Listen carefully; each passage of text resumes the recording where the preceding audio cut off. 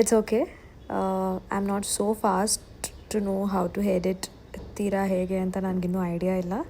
So as this the beginning I am just learning. So ನೀಟಾಗಿ ಸ್ನಾನ ಮುಗಿಸಿ ಆಫೀಸಿಗೆ ರೆಡಿ ಆಗೋಣ ಅಂತ ರೆಡಿ ಆಗ್ತಾಯಿದ್ದೀನಿ.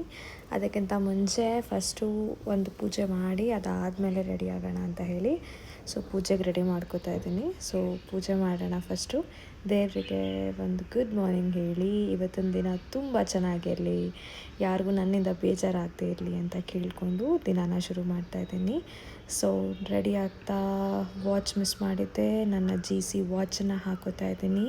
ಮೇ ಬಿ ಒಂಥರ ಫೇವ್ರೆಟ್ ವಾಚ್ ಇದು, ಬಿಕಾಸ್ ಪ್ರಜು ನನಗೆ ಗಿಫ್ಟ್ ಮಾಡಿದ್ದು. It's a surprise gift. So ಈ ವಾಚ್ ಒಂಥರ ಇಷ್ಟ ಆ್ಯಂಡ್ ಇದೆಲ್ಲದಕ್ಕೂ ಸೂಟ್ ಆಗುತ್ತೆ ಹಾಗೆ ನೋಡೋಕ್ಕೆ ಹೋದರೆ. ಸೊ ರೆಡಿ ಆಗೋಣ. ಪೂರ್ತಿ ರೆಡಿಯಾಗಾಯಿತು. ಸನ್ಸ್ಕ್ರೀನ್ ಆಗಿರ್ಬೋದು, ಆ್ಯಕ್ಸಸರೀಸ್ ಏನು ಲೈಟ್ ಆಗಬೇಕು ಹಾಕ್ಕೊಂಡು ರೆಡಿ ಆಯಿತು. ಇನ್ನು ಕೂದಲು ಒಣಗಿಲ್ಲ, ಆದರೂ ಆಫೀಸ್ಗೆ ಹೊರಡಬೇಕು. ಸೊ ನಾನು ನಿಮಗೆ ನನ್ನ ಡೇ ಹೇಗಿತ್ತು ಅಂತ ಆಫೀಸಲ್ಲಿ ನೆಕ್ಸ್ಟ್ ತೋರಿಸ್ತೀನಿ. So stay tuned. Bye. Usually morning breakfast ಮಾಡಿ ನಂಗೆ ಅಭ್ಯಾಸ ಇಲ್ಲ. ಸೊ ಅದಕ್ಕೆ ನಾನೇನು ಮಾಡಿದೆ, ಹೋಗ್ತಾನೆ ಎಳ್ನೀರು ಕುಡ್ಕೊಂಡು ಹೋದೆ. ಸೊ ಎಳ್ನೀರು ಕುಡಿಕೊಂಡು ಅಲ್ಲಿಂದ ನೆಕ್ಸ್ಟ್ ಆಫೀಸ್ ವಿಸಿಟ್ ಮಾಡಿ ಆಫೀಸಲ್ಲಿ ದೇವರಿಗೆ ದೀಪ ಹಚ್ಚಿ ಅಲ್ಲೂ ಕೂಡ ದೇವರಿಗೆ ಒಂದು ಗುಡ್ ಮಾರ್ನಿಂಗ್ ಹೇಳಿ ಆಮೇಲೆ ಕ್ಲಾಸ್ಗೆ ಹೋದೆ. ಸೊ ನಂದೊಂದು ಕ್ಲಾಸ್ ಇತ್ತು, ಆ ಕ್ಲಾಸ್ ಪೂರ್ತಿ ಕಂಪ್ಲೀಟ್ ಮಾಡಿಕೊಂಡೆ. ಸೊ ಕ್ಲಾಸ್ ಆಗಿದ ತಕ್ಷಣ ಆಲ್ಮೋಸ್ಟ್ ಮಧ್ಯಾಹ್ನ ಆಗಿತ್ತು. ಮಧ್ಯಾಹ್ನ ಊಟ ಮಾಡಬೇಕಾಗಿತ್ತು. ಸೊ ಆಫೀಸ್ ನಿಯರ್ ಬೈಯೇ ಒಂದು ಪುಟ್ಟ ಮೆಸ್ ಇದೆ. ಸೊ ಅಲ್ಲಿ ತುಂಬ ಪ್ಲೇನಾಗಿ ಊಟ ನನಗೆ ಅಡ್ಜಸ್ಟ್ ಆಗಿಬಿಟ್ಟಿದೆ. ಸೊ ಅಲ್ಲಿ ಲೈಟಾಗಿ ಊಟ ಮಾಡ್ಕೊಳ್ಳೋಣ ಅಂತ ಹೇಳಿ ನಾನು ಮತ್ತು ಪ್ರಜು ಹೊರಟ್ವಿ ಊಟಕ್ಕೆ. ಸೊ ಊಟಕ್ಕೆ ಅಲ್ಲಿ ನಾನು ಜಸ್ಟ್ ಚಪಾತಿ ಮತ್ತು ಸ್ವಲ್ಪ ಪಲ್ಯ ಇತ್ತು, ಅದನ್ನು ಮುಗಿಸ್ಕೊಂಡೆ.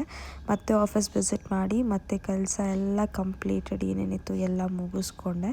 ಅಪ್ರಾಕ್ಸಿಮೇಟ್ಲಿ ಅಲ್ಲೇ ಒಂದು 2:30 2:40 ಆಗಿತ್ತು.